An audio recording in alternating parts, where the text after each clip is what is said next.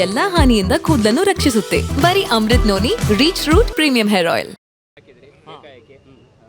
ಈಗ ಸ್ಟೇಷನ್ಗೂ ಕೂಡ ಬಂದಿದ್ರಿ. ಸೊ ಏನಾಯ್ತು ಒಳಗಡೆ, ಯಾವ ರೀತಿ ಮಾತುಕತೆ? ಲೋಕಸಭಾ ಚುನಾವಣೆ ನಡೀತು. ಇದರಲ್ಲಿ ಶಿವಣ್ಣನವ್ರ ಪಾತ್ರ ಏನೂ ಇಲ್ಲ.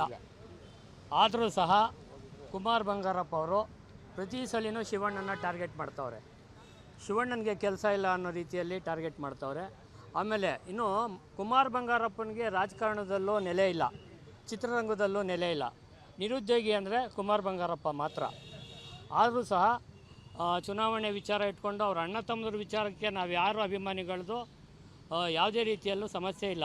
ಶಿವಣ್ಣ ಅವ್ರ ಮನೆಗೂ ಏನಾಗಬೇಕು, ಮಧು ಬಂಗಾರಪ್ಪ ಅವರು ಕುಮಾರ್ ಬಂಗಾರಪ್ಪ ಅವರು ಯಾವುದೇ ರೀತಿಯಲ್ಲಿ ಹೊಡೆದಾಡ್ಕೊಂಡ್ರು ನಮ್ಗೆ ಅಭಿಮಾನಿಗಳಿಗೇನು ಕಿಂಚಿತ್ತು ಏನಿಲ್ಲ. ರಾಜಕಾರಣ ಪಕ್ಕಕ್ಕಿಟ್ಟು ಮಾತಾಡಲಿ. ಚಿತ್ರರಂಗಕ್ಕೆ ಸಂಬಂಧಪಟ್ಟಂಗೆ ಅಣ್ಣವ್ರ ಮನೆ ವಿಚಾರವಾಗಿ ಇವ್ರು ಮಾತಾಡ್ತಾರೆ. ಏನೋ ರಸ್ತೆಯಲ್ಲಿ ಬಂದು ಕುಣೀರಿ, ನಾವು ನಿಮಗೆ ಸ್ಟೇಜ್ ಕೊಡ್ತೀವಿ ಅನ್ನೋಂಥ ರೀತಿಯಲ್ಲಿ ಭಾಳ ತುಚ್ಛವಾಗಿ ಮಾತಾಡಿ ಸಾಕಷ್ಟು ಅವಮಾನ ಮಾಡವ್ರೆ.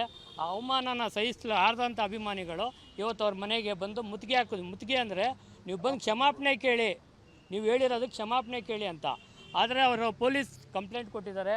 ಆ ಪೊಲೀಸ್ ಅವರು ಯಾವ ಒತ್ತಡಕ್ಕೆ ಮಾಡಿದ್ರು ಏನೋ ಗೊತ್ತಿಲ್ಲ, ನಮ್ಮ ಎಲ್ಲ ಅಭಿಮಾನಿಗಳನ್ನ ಅರೆಸ್ಟ್ ಮಾಡಿ ಇವತ್ತು ಸ್ಟೇಷನ್ ಬೇಲ್ ಮೇಲೆ ಬಿಟ್ಟಿದ್ದಾರೆ. ಈ ಕುಮಾರ್ ಬಂಗಾರಪ್ಪ ಇದೇ ರೀತಿ ಧೋರಣೆ ಮಾಡಿದ್ರೆ ಅವರ ಎಲ್ಲ ಕಾರ್ಯಕ್ರಮಗಳೆಲ್ಲ ಕಪ್ಪು ಬಾವುಟ ಪ್ರದರ್ಶಿಸ್ತೀವಿ. ಇನ್ನೊಂದು ಇನ್ನು ಹಂತವಾಗಿ ನಾವು ಅವ್ರ ಭೂತದಾನ ಮಾಡೋಂಥ ಪ್ರಯತ್ನ ಕೂಡ ನಾವೆಲ್ಲ ಅಭಿಮಾನಿಗಳು ಸೇರ್ಕೊಂಡು ಮಾಡ್ತಾಯಿದ್ದೀವಿ. ಇದು ಕುಮಾರ್ ಬಂಗಾರಪ್ಪನಿಗೆ ಎಚ್ಚರಿಕೆ ಕೊಡ್ತಾಯಿದ್ದೀವಿ.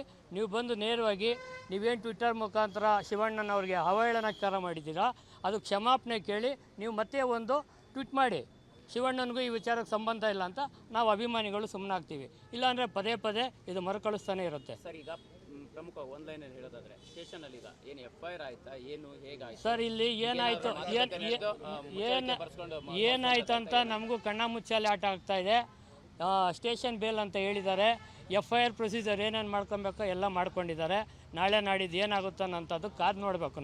ನಮಗೂ ಅನುಮಾನ ಇದೆ. ಪೊಲೀಸು ಇಲಾಖೆ ಮೇಲೆ ಅವರು ಒತ್ತಡ ಹಾಕಿದ್ದಾರೆ. ನಾವು ಅಭಿಮಾನಿಗಳು ಮತ್ತು ಹೋರಾಟಗಾರರನ್ನ ಸ್ಟೇಷನಲ್ಲಿ ನಡೆಸ್ಕೊಂಡ ರೀತಿ ಸರಿಯಿಲ್ಲ. ಎಷ್ಟು ಜನ ಅಭಿಮಾನಿಗಳ ಮೇಲೆ? ಎಲ್ಲ ಒಂದು 100 ಜನ ಅಭಿಮಾನಿಗಳಿದ್ವಿ. ಸಾಂಕೇತಿಕವಾಗಿ ಒಂದು 20 ಜನ ಮಾತ್ರನೇ ಅವರು ಅರೆಸ್ಟ್ ಮಾಡೋಕ್ಕಾಯಿತು. ಆಮೇಲೆ ಅಭಿಮಾನಿಗಳನ್ನ ಸಿಕ್ಕಾಪಟ್ಟೆ ರ್ಯಾಶ್ ಆಗಿ ತುಂಬ ಕೆಟ್ಟದಾಗಿ ನಡೆಸ್ಕೊಂಡಿದ್ದಾರೆ ಪೊಲೀಸ್ ಇಲಾಖೆ. ನಮ್ಮದು ಏನು ಒಂದು ಸಣ್ಣ ತಪ್ಪು ಏನಂದರೆ ಮನವಿ ಕೊಟ್ಟು ಮಾಡಬೇಕಾಯ್ತು. ಅನುಮತಿ ಪಡೆದ್ರೆ ಇವರು ನಮ್ಗೆ ಅನುಮತಿ ಕೊಡಲ್ಲ, ಫ್ರೀಡಮ್ ಪಾರ್ಕ್ಗೆ ಹೋಗಿ ಮಾಡಿ ಅಂತಾರೆ. ಆದರೆ BJP ಅವರು ನಿನ್ನೆ ದಿವಸ ಇಲ್ಲಿಂದ ರಾಜ್ಯಪಾಲರ ಭವನಕ್ಕೆ ಹೋಗ್ತಾರೆ ನಡ್ಕೊಂಡು. ಅವ್ರ ಮೇಲೆ ಯಾವ FIR ಆಗೈತೆ? ಸಾವಿರಾರು ಜನ ಹೋದ್ರು, ಟ್ರಾಫಿಕ್ ಜಾಮ್ ಆಗೈತೆ, ಯಾವ FIR ಆಗೈತೆ? ಅಣ್ಣವ್ರ ಅಭಿಮಾನಿಗಳನ್ನ ಟಾರ್ಗೆಟ್ ಮಾಡ್ತೀರಾ ಅನ್ನೋದಾದ್ರೆ ಪೊಲೀಸ್ ಇಲಾಖೆ, ನಾವು ಅಣ್ಣವ್ರ ಅಭಿಮಾನಿಗಳು ಏನು ತಪ್ಪು ಮಾಡಿದ್ದೀವಿ ಅಂಥದ್ದು? ಈಗ ಫೈನಲಿ ಸರ್ ಈಗೇನಾಯಿತು ಅಂತ ಅದೇ ಇವಾಗ ನಮಗೂ ಸ್ಟೇಷನ್ನಲ್ಲಿ ಆರಕ್ಷಕ ಠಾಣೆಯಲ್ಲಿ ನಮ್ಮೆಲ್ಲರದು ತಗೊಂಡಿದ್ದಾರೆ. ಮಾಮೂಲಿ ಒಬ್ಬ ಕೈದಿಗಳಿಗೆ ಏನೇನು ಮಾಡಬೇಕೋ ಮಾಡಿದ್ದಾರೆ.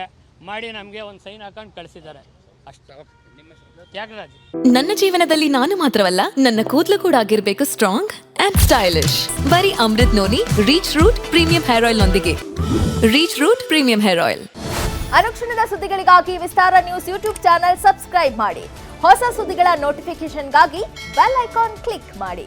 ಲೇಟೆಸ್ಟ್ ಅಪ್ಡೇಟ್ಸ್ಗಾಗಿ www.vistaranews.com ವೆಬ್ಸೈಟ್ಗೆ ವಿಸಿಟ್ ಮಾಡಿ. ಅಂಗೈಯಲ್ಲೇ ಜಗತ್ತಿನ ಸುದ್ದಿ ತಿಳಿಯಲು Vistara news Kannada app download ಮಾಡಿ.